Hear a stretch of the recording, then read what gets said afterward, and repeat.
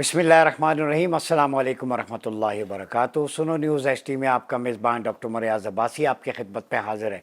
नाज़रीन, बदलते हुए आलमी मंजरनामे में जो सिचुएशन है रैपिडली वो चेंज हो रही है और बड़ी अपडेट्स मिल रही हैं। और हमने जो आपको एक साल से प्रेडिक्ट किया था कि पूरी मुस्लिम वर्ल्ड की जो सर्वाइवल है, बका है, यूनिटी में है, उम्मा बनने में है। 57 इस्लामिक कंट्रीज़ नेशन स्टेट्स तो ज़रूर हैं, लेकिन नेशन स्टेट का नुकसान जो सबसे बड़ा हमें हुआ है वो अलजज़ायर में आप देख लें, सूडान में देख लें, इंडोनेशिया में मशरक़ी तैमूर की सूरत में आपने देख लिया, अफ़गानिस्तान में खंडरात के ढेर की सूरत में देख लिया 9/11 के बाद, इराक़ में देख लिया लाखों मुसलमानों का कत्लेआम हुआ सहूनियत ने, और जिस तरह अमेरिका ने किया, दज्जाल के जो हरकारे और अहलकार हैं, पपेट्स हैं, फ्रंटमैन्स हैं। ये 9/11 के बाद ये सारा खेल शुरू हुआ। मुसलमानों को दहशतगर्दी के लेबल के साथ टैग किया गया, नथी किया गया। और 9/11 भी who rules the world, Noam Chomsky को पढ़े आप, 21 lesson for 21st century, Noah Harari को पढ़े, मुस्लिमास कमिंग, दीपा कुमार को पढ़ें, अरुण कुंडानी को पढ़ें, द एम्पायर ऑफ इस्लामोफोबिया, बहुत सारी किताबें। इवन हेनरी किसिंजर ने जो वर्ल्ड ऑर्डर लिखी थी, साबिक अमरीकी वज़ीर ख़ारजा, उसमें पूरा प्लान था कि मुसलमानों को नेशन स्टेट्स में तकसीम कर दो, ये एक उम्मा ना बने, खिलाफा का रिवाइवल ना हो सके जो ऑटमन एम्पायर है, ये एक बहुत बड़ा थ्रेट होगा मगरिब के लिए, हमारे लिए। तो हिस्सों में बांट के इनके मिनरल्स रिसोर्सेज को कैप्चर करें और फिर उनको जो है वो प्रेशर में लाएं, उनमें जो हुक्मरान है अपने पपेट्स बिठा दें, पॉलिसीज़ अपने मुताबिक बना लें, ताकि कोई भी सहूनियत के लिए, वर्ल्ड ऑर्डर के लिए ख़तरा ना हो। तो ये मुसलमान समझ नहीं सके, उनकी दौलत भी बाहर के मुल्कों में जहाँ पे भी है वो उनके काम नहीं आई, जैसे यमन के अली अब्दुल्ला साले का सारे असासे सीज़ हो गए। इसी तरह मुसलमान हुक्मरानों को ये सोचना चाहिए कि जितने भी उनके एसेट्स हैं, जो दौलत है वेस्ट में, वो उनके अब किसी काम की नहीं होगी, वो ब्लैकमेल होते रहेंगे। उनको थ्रेटन किया जाएगा कि अगर हमारी बात पॉलिसी ना मानी तो आपके असासे, आपकी इन्वेस्टमेंट यहाँ पे फ्रीज़ हो जाएगी। ये मैं खुलेआम एक बता रहा हूँ आपके साथ, बड़ी बारीक वारदात खेली जा रही है। फिर आप देखें लीबिया में जो आलमी हुक्मरान मुसलमान इत्तेहाद उम्मत के लिए खड़ा हुआ, उसे निशान इबरत बना दिया गया। मैं मिसालें देता हूँ। 1974 में चौथी इस्लामी सरबराही कॉन्फ्रेंस पाकिस्तान में हुई थी, आपको याद है। उसमें लीबिया के सदर मोअम्मर कज़ाफ़ी भी थे, जिनके नाम पे कज़ाफ़ी स्टेडियम लाहौर में कायम है। उसमें सऊदी अरब के शाह फैसल भी थे, जो स्पिरिचुअल और रिलीजियस जो एक उनकी बाइंडिंग्स थी, उस पर बड़ा बिलीव था। उन्होंने अरबों को तेल बंद करने की धमकी दी। उसमें जनाब हाफिजुल असद थे शाम के, उसमें आपके सद्दाम हुसैन थे इराक़ से, ठीक है। ये जितनी भी लीडरशिप है उसमें जुल्फ़िकार अली भुट्टो होस्ट के तौर पर थे। तो वहाँ पे एक मुश्तरका इस्लामी तजारती मंडी की बात हुई, यूनिटी ऑफ उम्मा की बात हुई, उसमें मुसलमानों के मुश्तरका डिफेंस की बात हुई, अपने asset resources with in the Muslim world use करने की बात हुई। तो नतीजा क्या निकला? शाह फैसल असैसिनेट हुए, लीबिया के मोअम्मर कज़ाफ़ी को सड़कों पे घसीटा गया। हालांकि लीबिया के अवाम को ऑयल, गैस, रोज़गार, बुनियादी सहूलतें दुनिया में सबसे ज़्यादा सस्ती थी। चूँकि अफ्रीका में एक मुसलमानों की आवाज़ तवाना थी, उसे बंद कर दिया गया। गल्फ़ में तवाना आवाज़ सऊदी अरेबिया में शाह फैसल की थी, उनको असैसिनेट कर दिया गया। सद्दाम हुसैन जो इसराइल के ख़िलाफ़ खड़ा था, अरब इसराइल वॉर 90s में आप देख लें, उस वक्त फ़लस्तीन की आज़ादी के लिए वो आवाज़ बुलंद करता था, उसको निशान इबरत बनाया, ठीक है। उसके बाद सीरिया का क्या हाल किया आपने, खंडरात में बदल दिया, ठीक है। उसके बाद गज़ा। तो ये एक एक करके, मैंने पहले भी कहा, ये हाथ की उंगलियों की तरह तोड़ा गया। ये मुट्ठी होती तो कभी ना टूटता। तो मुसलमान टूटते गए। तो खिलाफा में बरकत थी 1924 तक, जब तक रही। जब से नेशन स्टेट्स कायम हुई हैं, आज 57 इस्लामी ममालिक हैं, 60 होंगे। आप मुझे बताएं किस में इतनी ताकत है? अभी ईरान एक खड़ा है बेचारा, अपनी सर्वाइवल के लिए अकेले डटा है, या पाकिस्तान हिंदुत्वा के खिलाफ बुनियानुम मरसूस की सूरत में खड़ा है। पाकिस्तान के पास भी एटमी असासे ना होते तो पता नहीं हमारा क्या असर होता। वो सलाम है उन लोगों को जिन्होंने एटमी पावर बनाने में अपना किरदार अदा किया। तो ये एक एक करके तोड़ते जा रहे हैं।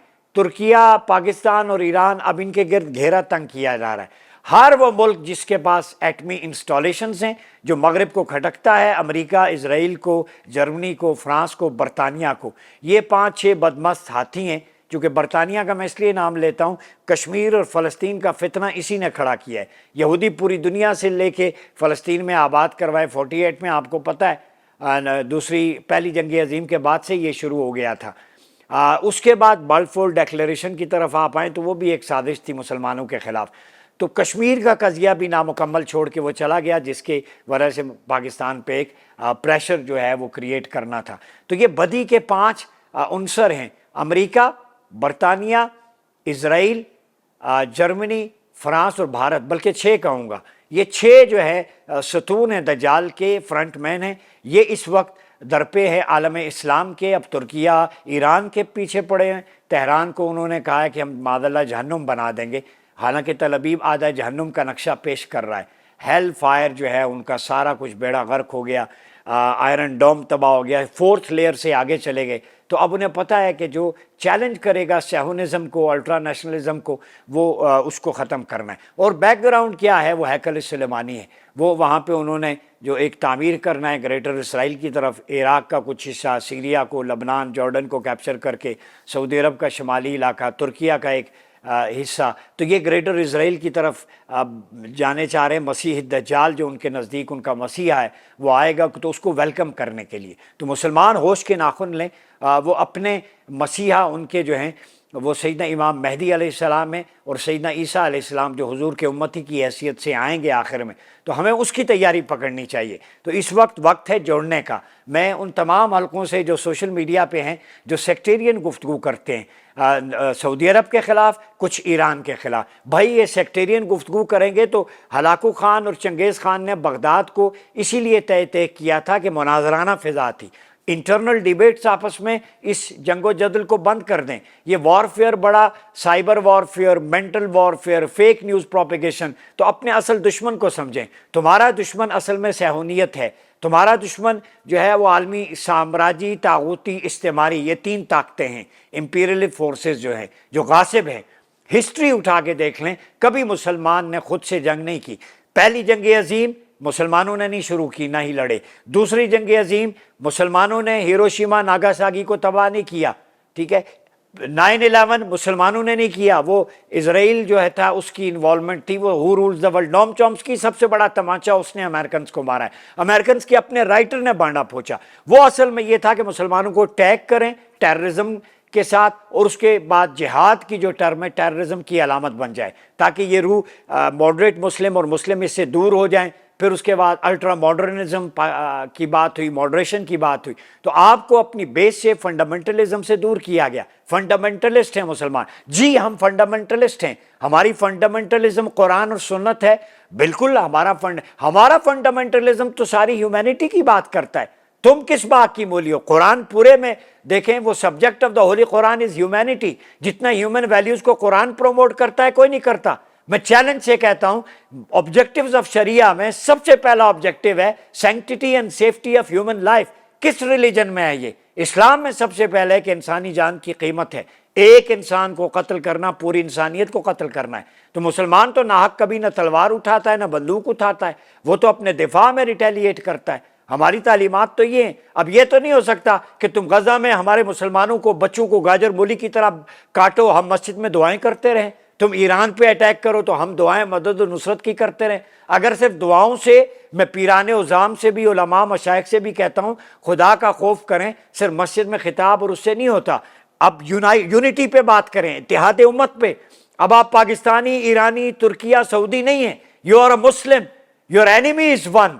आपको भी इकट्ठे होना होगा कलमा तय्यबा ला इलाहा इल्लल्लाह मुहम्मदुर रसूलुल्लाह की बुनियाद पे, जो तकमीले पाकिस्तान बात करती है, जो साद नज़ीर बात करते हैं। हम 1 साल से पीट रहे हैं कि एक यूनाइटेड उम्मा बन जाएं, नेशन स्टेट आपका बेड़ा गर्क कर रही हैं। मैंने पहले भी कहा, टेरिटोरियल बाउंड्रीज, जोग्राफियाई हदूद अपनी अपनी रखें, मुल्कों के नाम रखें। वो भाईजान फॉरेन पॉलिसी, डिफेंस पॉलिसी तो एक कर दें। आप नेटो की तर्ज पे उसके मुकाबले में अलायंस क्यों नहीं बनाते? ये हदीस की किताब, ये सही मुस्लिम में आज लाया हूँ, ये मेरे सामने है, किताबुल फितन व इशरातुस्सा, किताबुल मलाहिम, सारे चैप्टर्स मौजूद है बुखारी, मुस्लिम, अबी दाऊद, नसाई में रिसर्च के साथ। मलहमतुल उज़्मा आन पहुंची है, द ग्रेटेस्ट वॉर, अरमगडून, जिसे अरबी में हरमजदून कहते हैं, वो लड़ाई, वो ग्रेटर इजराइल, कुस्तुनतुनिया की फतह, फिर उसके बाद दज्जाल की आमद। आप बेहिसी में ना मारे जाएं, یہ ورلڈ وار 3 میں ہم انٹر ہونے جا رہے ہیں، اور ورلڈ وار 3 اس کا یہ نام ہے، اصل میں نام ہر مجدون ہے۔ مسلمانوں تم اس مقدس فریضے کے لیے ایک ہو جاؤ، اس سے پہلے کہ ایک ایک کر کے تمہیں توڑ دیا جائے۔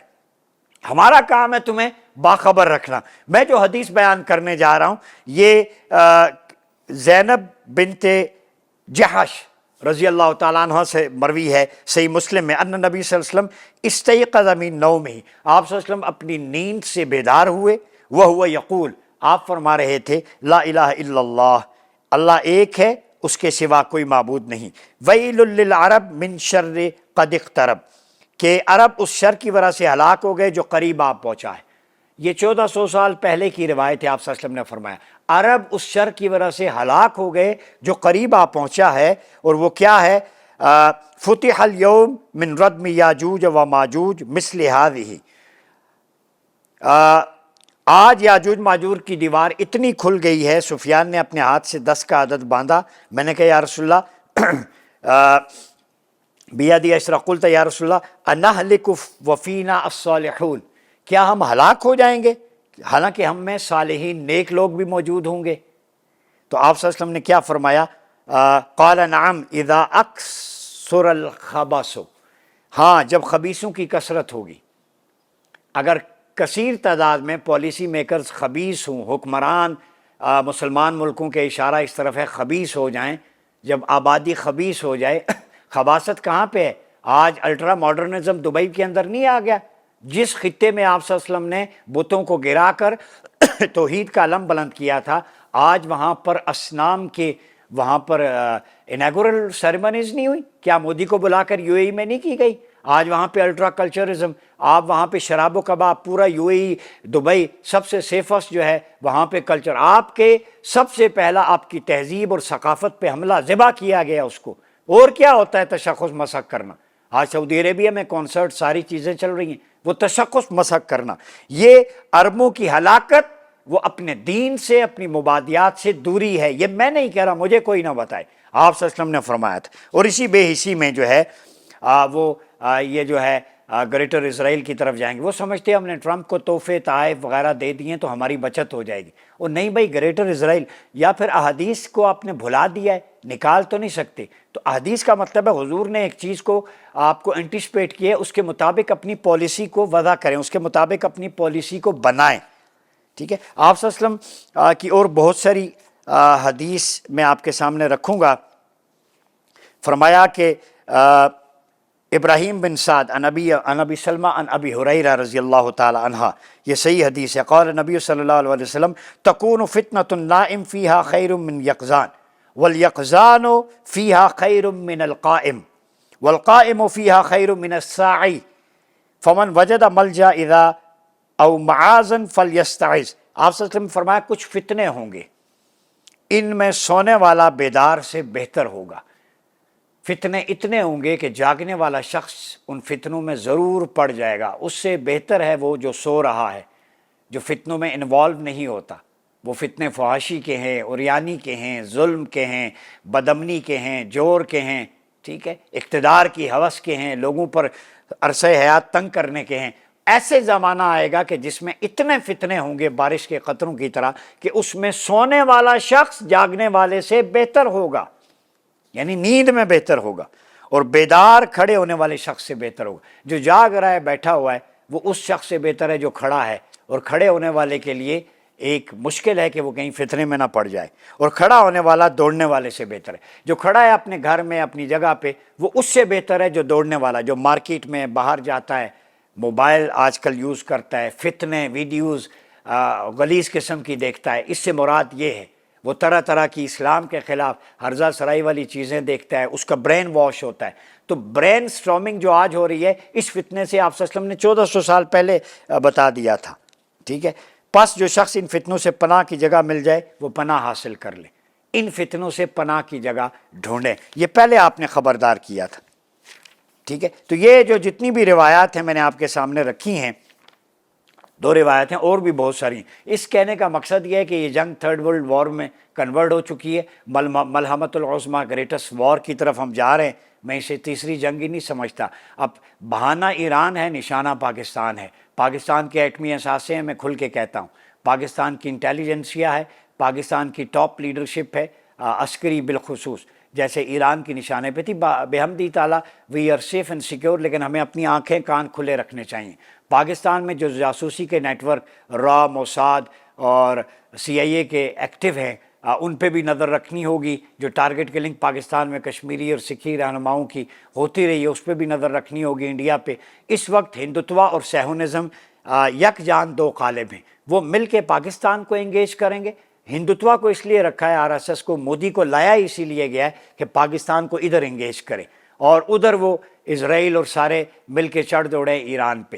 تو ایک ایک کر کے یہ آپس میں کریں گے، تو ہنگامی طور پہ ایک میں سمجھتا ہوں کہ ڈیسیژن لیا جائے۔